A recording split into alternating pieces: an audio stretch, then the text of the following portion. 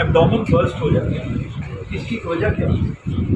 ये पेशेंट देखिए, इसको हम कैटेगराइज करते हैं पेशेंट फैक्टर और सर्जन फैक्टर और डिजीज फैक्टर। तीन चीज़ें हैं जो बड़ी इंपॉर्टेंट है।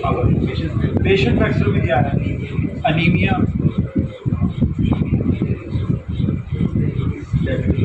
डायबिटीज, स्टीरॉयड लिया हुआ है और डायबिटिक हैं और अस्थमेटिक हैं। डिजीज फैक्टर में क्या है? ये तो पेशेंट एंड डिजीज इकट्ठे ही हो गए ना जी। और क्या चीज़ें हैं?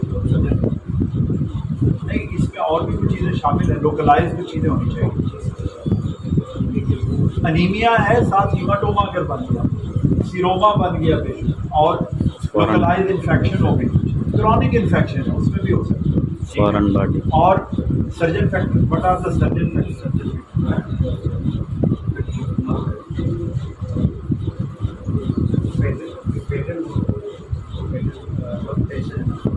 अगर if there is more tension on the wound side, so what is the reason of having more tension on the wound side? क्या reason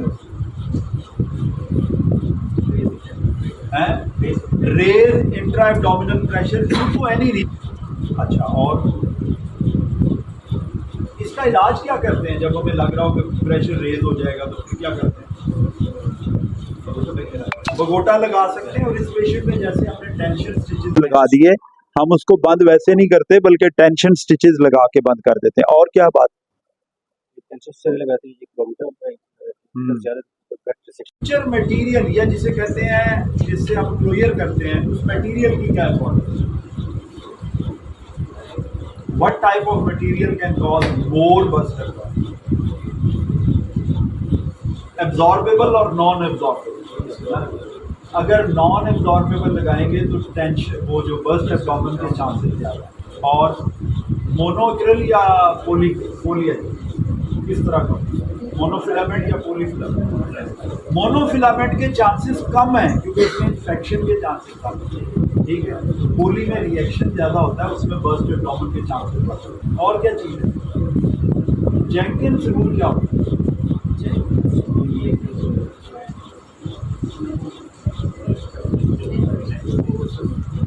जी,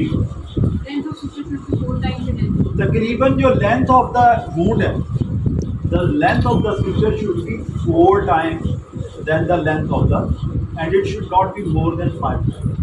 4 टाइम होनी चाहिए, लेकिन 5 टाइम्स से ज़्यादा नहीं, ठीक है। और कोई बात? ड्रेन कहाँ से निकालनी? वुंड से निकालनी, अलग से निकालनी है? ड्रेन अलग से निकालनी चाहिए, उसी वुंड से नहीं निकालनी चाहिए, वरना chances of having a burst abdomen that becomes more. और पोस्ट ऑपरेटिव कौन कौन से फैक्टर हैं? अगर कफिंग हो रही है, एनेस्थीसिया का प्रॉब्लम हो रहा है, ओबेसिटी ऑफ द पेशेंट है, ये वो फैक्टर हैं जिसकी वजह से बर्स्ट एब्डोमेन ज़्यादा होता है। इस वाले पेशेंट में आपको कौन कौन से फैक्टर नजर आए? चेस्ट कॉम्प्लिकेशन थी इस पेशेंट में, which is the main factor. और क्या था? Wound infection. और क्योंकि लेकिन जब कोलन में आप काम कर रहे होते हैं ना, कोलन का अगर वो हो गया तो वो दैट इज डर्टी और कंटेमिनेटेड, तो उसमें ज़्यादा चांसेस होते हैं। मेलिग्नेंसी है सर, इम्यूनो सप्रेशन। और दूसरा मेलिग्नेंसी है। मेलिग्नेंसी में इटसेल्फ इम्यूनो कॉम्प्रोमाइज और अनीमिया होता है पेशेंट में, क्योंकि ब्लीडिंग पैरेक्टर में होती है। Thank you very much.